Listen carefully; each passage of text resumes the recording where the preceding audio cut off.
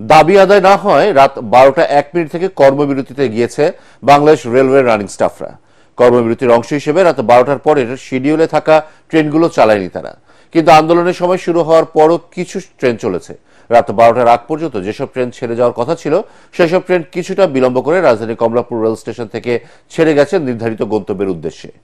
আন্দোলনকারীরা জানান রাত 11টা 59 পর্যন্ত যেসব ট্রেন স্টেশন থেকে ছেড়ে গেছে সেসব ট্রেনের সব যাত্রীকে নিরাপদে গন্তব্যে পৌঁছানো হবে।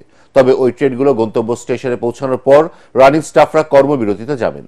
এদিকে ট্রেন চালানো বন্ধের হুঁশিয়ারি পর গতকাল রেল ভবনে সভা ডাকা হয়, কিন্তু তাতে যোগ দেননি রেলওয়ে রানিং স্টাফ ও শ্রমিক কর্মচারী সমিতির নেতারা। রেলপথ মন্ত্রণালয় থেকে কর্মবিরতি প্রত্যাহারের আহ্বান জানানো হলে তাতেও সাড়া দেয়নি আন্দোলনকারীরা। 2024-25 সেশন থেকে ঢাকা বিশ্ববিদ্যালয়ের অধীনে থাকছে না 7 কলেজ। উপাচার্য অধ্যাপক ডক্টর নিয়াজ আহমেদ খানের সঙ্গে 7 কলেজের অধ্যক্ষদের জরুরি বৈঠকে এই সিদ্ধান্ত হয়। তবে চলমান শিক্ষাবর্ষে কার্যক্রম শেষ করবে ঢাকা বিশ্ববিদ্যালয়। আগামীতে 7 কলেজের কাঠামো কেমন হবে তা শিক্ষক ও শিক্ষাবিদদের সঙ্গে আলোচনা করে নির্ধারণ করা হবে বলে জানান ঢাকা কলেজের অধ্যক্ষ AKM ইলিয়াস। সিদ্ধান্তকে স্বাগত জানিয়ে অন্যান্য দাবি মেনে নেওয়ার আহ্বান জানান শিক্ষার্থীরা। বিস্তারিত মাজারুল হক মুহাজিরের রিপোর্টে।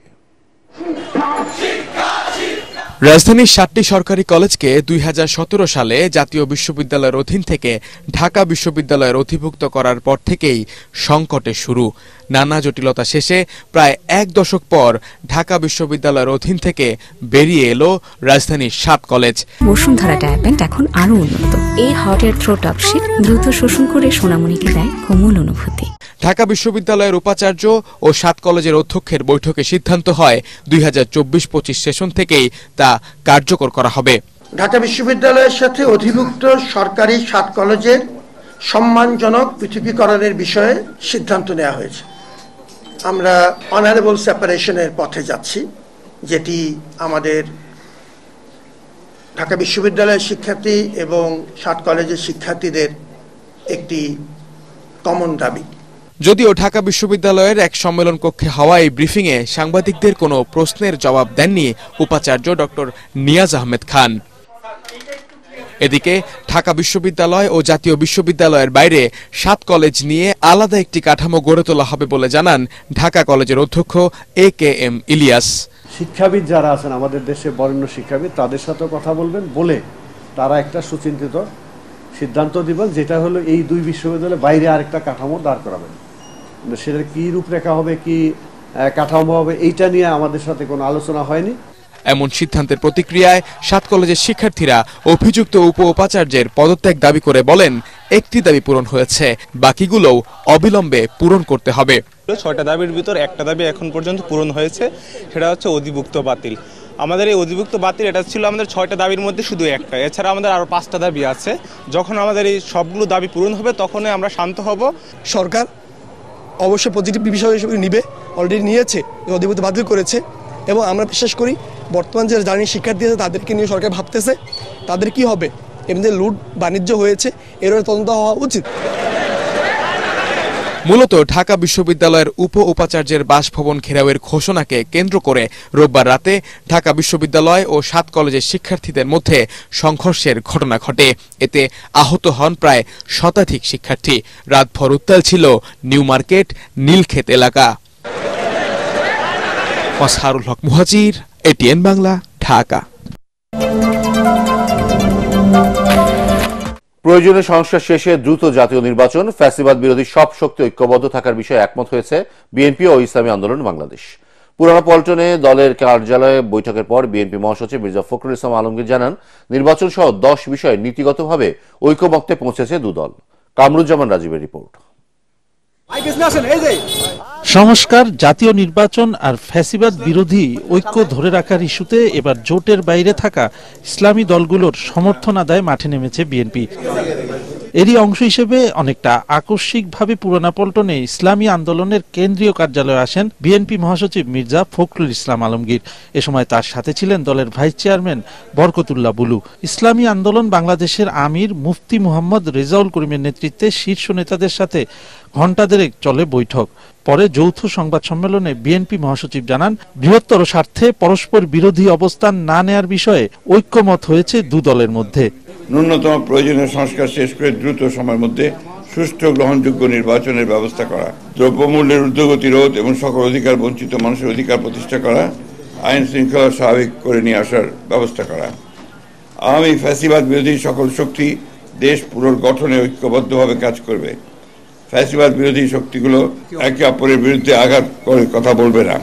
আমরা তাদের সাথে, আমাদের সাথে এবং দেশ এবং মানবতা এবং রাজনৈতিক ব্যাপারে সব বিষয়গুলোই জিস্ট আলোচনাটা আপনাদের সামনে আমাদের সম্মানিত বিএনপি মহাসচিব তিনি উপস্থাপন করেছেন।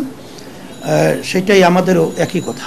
মির্জা ফখরুল জানান, আধিপত্যবাদ, সাম্রাজ্যবাদ মুক্ত রাষ্ট্র গঠন এবং ভোটাধিকার সহ মানবাধিকার রক্ষায় জাতীয় ঐক্যমত গড়ে তোলার পাশাপাশি ভবিষ্যতে ইসলাম বিরোধী কোনো সিদ্ধান্ত না নেওয়ার বিষয়ে বিএনপি তার অবস্থানের কথা জানিয়েছে। ইসলামী শরিয়া বিরোধী কোনো সিদ্ধান্ত নেওয়া হবে না এবং ইসলাম বিরোধী কোনো কথা কেউ বলবে না। প্রশাসনে এখন বিদ্যমান আওয়ামী ফ্যাসিবাদের দোষরদের দ্রুত অপসারণ করা।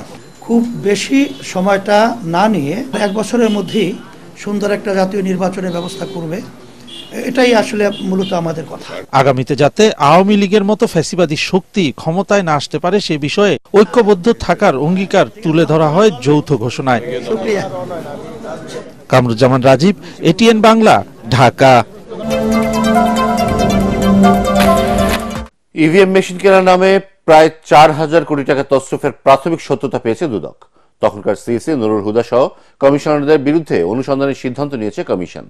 পাশাপাশি নিম্নমানের ইভিএমকে ভালো বলে সার্টিফিকেট দেয় প্রযুক্তিবিদ ও কথা সাহিত্যিক ডক্টর জাফর ইকবালকেও অনুসন্ধানের আওতায় আনা হবে বলে জানান সংস্থাটির মহাপরিচালক আক্তার হোসেন। 4 বিমানবন্দরের রাডার কেনায় 800 কোটি টাকা জালিয়াতির অভিযোগে শেখ হাসিনার সাবেক নিরাপত্তা উপদেষ্টা তারিক আহমেদ সিদ্দিক সহ 12 জনের বিরুদ্ধে মামলা করেছে দুদক। মাহবুব কবির চপলের আরেকটি রিপোর্ট। 2018 সালে জাতীয় সংসদ নির্বাচনের আগে প্রায় 4,000 কোটি টাকা খরচ করে 1.5 লাখ ইলেকট্রনিক ভোটিং মেশিন বা ইভিএম কিনে তখনকার CSE KM Nurul Huda commission. পরে মাত্র 6টি আসনে ইভিএমে ভোট নেওয়া হয়। অবশিষ্ট থাকে 1 লাখ মেশিন, যেগুলো 2028 সাল পর্যন্ত কার্যক্ষম থাকবে বলে জানানো হয়েছিল। এখন দুর্নীতি দমন কমিশন বিশেষজ্ঞ দিয়ে পরীক্ষার পর বেশিরভাগ ইভিএম নষ্ট কিংবা ত্রুটিপূর্ণ পায়। হাজার হাজার কোটি টাকা লোপাট করতেই ওই প্রকল্প নেওয়া হয়েছিল বলে মনে করছে দুদক। যাচাইকালে মেশিনসমূহের যান্ত্রিক ত্রুটি পরিলক্ষিত হয়, যা নিম্নমানের মেশিন ক্রয়ের ইঙ্গিত বহন করে। দুদক টিমের সাথে উপস্থিত বিশেষজ্ঞগণ ইভিএম মেশিনগুলো মানসম্মত নয় মর্মে মতামত জ্ঞাপন করেন। এই সংক্রান্তে নির্বাচন কমিশন হতে রেকর্ডপত্র সংগ্রহ করা হয়। যে তথ্য উপাত্ত উঠে এসেছে তাতে এই বিষয়ে অনুসন্ধানের প্রয়োজন হতে পারে। ইভিএম এর টেকনিক্যাল কমিটির অন্যতম সদস্য ছিলেন প্রযুক্তিবিদ ও কথা সাহিত্যিক ডক্টর জাফর ইকবাল। নিম্নমানের মেশিনগুলোকে কিভাবে তিনি ভালো বলেছিলেন তা খতিয়ে দেখবে দুদক। ডক্টর মোহাম্মদ জাফর ইকবালের মতো ব্যক্তিগণ কোন ভিত্তিতে মেশিনগুলোকে যথাযথ মনে করেছিলেন সেটিও কমিশনের দৃষ্টিগোচরে আনা আবশ্যক মর্মে প্রতিমান হয়েছে টিমের নিকট। যারা এই নিম্নমানের মেশিনটাকে ভালো মানের বলেছিল তারাও কি অনুসন্ধানের আওতায় আসবে কিনা? অবশ্যই অবশ্যই। কিসের ভিত্তিতে, কোন প্রক্রিয়ায় সেই সময় এই মেশিনগুলোকে বিশেষজ্ঞ মতামত দিয়ে এটাকে যৌক্তিকতা প্রদর্শন করা হয়েছে সেই বিষয়টি অবশ্যই বিবেচনা করা হবে। এদিকে বাংলাদেশ ব্যাংকের সাবেক ডেপুটি গভর্নর এসকে সুরের বাসা ও ব্যাংকের লকার থেকে 10 কোটি টাকা মূল্যের সম্পদ উদ্ধার করেছে দুদক।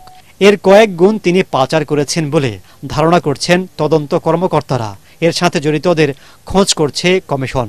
জনাব এসকে সুরের সম্পদ সংক্রান্ত বিষয়ে রুজুকৃত মামলা সংক্রান্তে এই অভিযান পরিচালনা করা হয়েছে।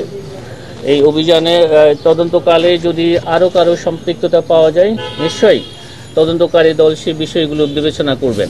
এছাড়াও ঢাকা, চট্টগ্রাম ও সিলেট আন্তর্জাতিক বিমানবন্দরের রাডার কেনাকাটায় 800 কোটি টাকা দুর্নীতির অভিযোগে সাবেক প্রধানমন্ত্রী শেখ হাসিনার প্রাক্তন সামরিক উপদেষ্টা তারিক সিদ্দিক, সাবেক বিমান সচিব মহিবুল হক, বেবি চকের সাবেক চেয়ারম্যান মফিদুর রহমান সহ 12 জনের বিরুদ্ধে 4টি মামলা করেছে দুদক। মামলা রুজু করা হয়েছে। মাহবুব কবির চপল, এটিএন বাংলা, ঢাকা।